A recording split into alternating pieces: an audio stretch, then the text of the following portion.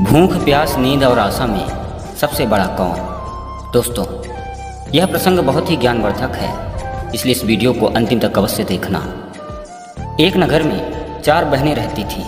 उनमें से एक का नाम भूख था, दूसरी का नाम प्यास था, तीसरी का नाम नींद था और चौथी का नाम आशा था। एक बार उन चारों में लड़ाई होने लगी, क्योंकि सभी अपने अपने को बड़ा कह रही थीं, अर्थात सर्वश्रेष्ठ कह रही थीं। जब लड़ाई शांत नहीं हुई और फैसला नहीं हो पाया कि आखिर में बड़ा कौन है, तो वह चारों राजा के पास पहुंच गई कि अब यह फैसला राजा ही करेंगे कि हम चारों में से कौन बड़ा है। राजा के सामने पहुंचकर उन चारों ने अपनी अपनी बातों को राजा से कहा। तब राजा ने कहा, अरे भूख, पहले तुम बताओ कि तुम कैसे बड़ी हो। भूख ने कहा, महाराज, मैं बड़ी इसलिए हूँ क्योंकि मेरे ही कारण मनुष्य अच्छे अच्छे पकवान बनाता है और उसे खाता है। मेरे ही कारण घर के चूल्हे चलते हैं। मेरे ही कारण खाना खाने में लोगों को आनंद आता है। और भी बहुत सारे गुण मुझ में हैं। भूख की ऐसी बातों को सुनकर राजा ने राज्य में घोषणा करवा दिया कि आज से किसी के यहाँ भोजन नहीं बनेगा। देखते हैं कि भूख क्या करती है। राजा की घोषणा सुनते ही नगरवासियों ने खाना नहीं बनाया। 2 दिन बीत चुका था। तीसरे दिन भूख से रहा नहीं गया तो उसने बासी खाना खाया। भूख को बासी खाना खाते हुए प्यास ने देख लिया तो प्यास तुरंत ही राजा के पास पहुंच गई और राजा से कहने लगी, महाराज, भूख हार गई। उसने बासी खाना खाया है और मैंने देखा है, इसलिए मैं बड़ी हूँ। राजा ने सिपाहियों द्वारा भूख को अपने पास बुलवाया और सच का पता लगाया। फिर राजा ने प्यास से कहा कि हे प्यास, मैं कैसे मानूं कि तुम बड़ी हो। प्यास बोली, महाराज, क्योंकि मेरे ही कारण कुएं खोदे जाते हैं, मेरे ही कारण सरोवर बनाया जाता है, मेरे ही कारण स्वच्छ पात्र में साफ पानी को भरा जाता है और लोग पीते हैं।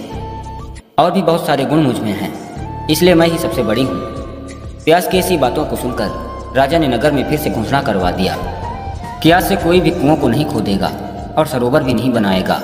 पानी के सभी स्रोतों को बंद कर दिया जाएगा और पानी को किसी भी बर्तन में नहीं भरा जाएगा। देखते हैं कि प्यास क्या करती है। 2-3 दिन ऐसे ही चलता रहा और उसके बाद प्यास से भी रहा नहीं गया तो उसने एक गंदे मैले गड्ढे से पानी पिया।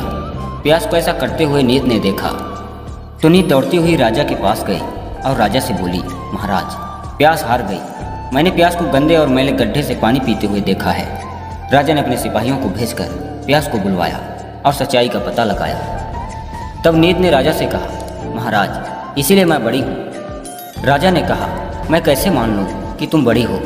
नींद ने कहा, महाराज, क्योंकि मेरे ही कारण व्यक्ति बिस्तर लगाता है, मेरे ही कारण व्यक्ति सोने के लिए तरह तरह के खाट, पलंग एवं और भी महंगी चीज़ों को बनवाता है एवं खरीदता है, इसलिए मैं बड़ी हूँ। तब राजा ने नगर में घोषणा करवा दिया कि आज से कोई भी खाट पलंग ना बनवाए एवं बिस्तर ना लगाए एवं सभी खाट पलंग और बिस्तर में आग लगा दी।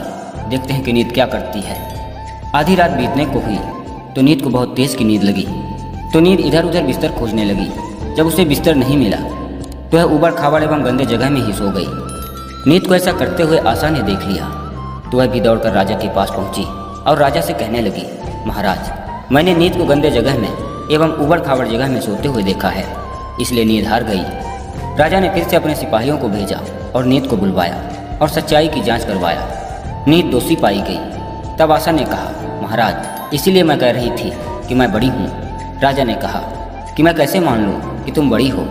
आशा ने बोला, महाराज, क्योंकि लोग मेरे ही कारण नौकरी, व्यापार, मजदूरी आदि करते हैं, बहुत सारी परेशानियों को भी उठाते हैं, लेकिन आशा के दीपक को बुझने नहीं देते।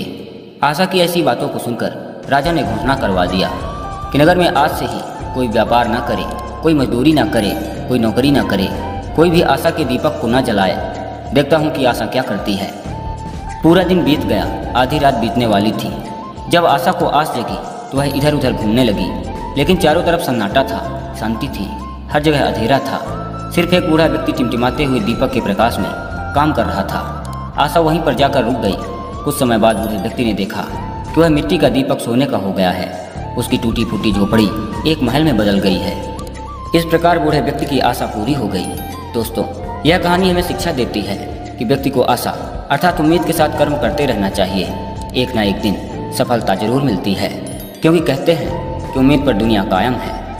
दोस्तों, आशा करते हैं कि यह कहानी आपको अच्छी लगी होगी। कहानी को अंतिम तक सुनने के लिए आपका बहुत बहुत धन्यवाद। जय श्री कृष्ण, राधे राधे। दोस्तों, यदि अभी तक मेरे चैनल को सब्सक्राइब नहीं किए हैं तो कर लो, ऐसे ही वीडियो आपके पास पहुंचती रहेगी। धन्यवाद।